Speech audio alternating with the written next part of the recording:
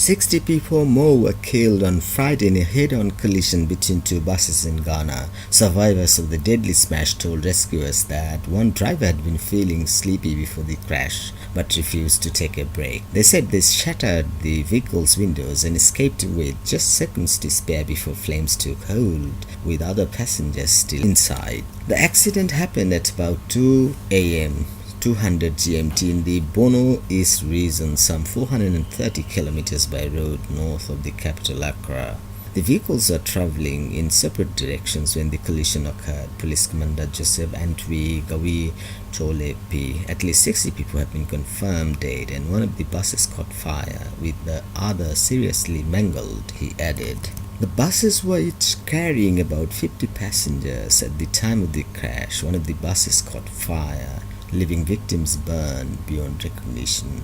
Emergency services were at the scene, including firefighters who put out the blazing vehicles, which were still smoldering hours after the crash. Video footage of the crash site indicated that one of the buses was completely gutted. The road was strewn with debris over several hundred meters. Bags and belongings of passengers from the second bus were in piles on the roadside. The side of the vehicle, which was at angle into the embankment, appeared ripped off. 7 out of the 28 passengers who were rushed here are in critical condition, he added. Ghana's Vice President Mahamudu Bawumia said action was required to prevent such accidents. As a country, we need to put in place appropriate measures to drastically reduce the occurrence of such mishaps, he wrote on his Twitter account. We wish the injured speedy recovery and may the souls of the departed rest in perfect peace, wrote Safety Fears. The cause of the crash was yet to be established, but local media said a driver of one of the vehicles lost control after falling asleep. Some of the survivors are telling us that their driver was feeling sleepy at some point during that time of the night, so he was asked to park, but he refused. Kintampo Fire Service Commander Ankom Twin told local station TV3, we believe it contributed to the accident, he added. A survivor, Rose Annan, said, I was fast asleep when I heard a loud bang. We managed to break the glass and it was just a few of us, about 10, who managed to move out.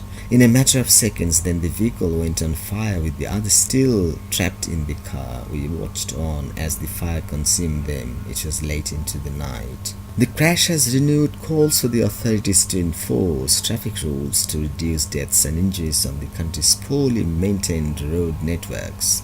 We've been speaking to the local assembly to fix rumble stripes on the road, but they said this is a highway, so it's not possible, said local resident Gifty Minta. Rumble stripes are a noise-making safety feature that alerts drivers when their cars are at the edge of the road. But people keep dying, and for how long are we going to look on for people to keep dying?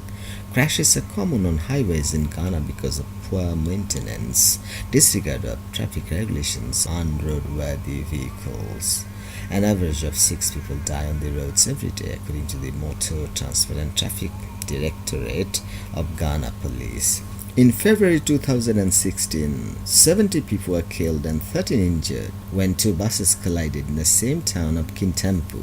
In July 2017, players from one of Ghana's leading football clubs, Asante Kotoko, were victims of a crash in which their team bus rammed into the back of a stationary truck.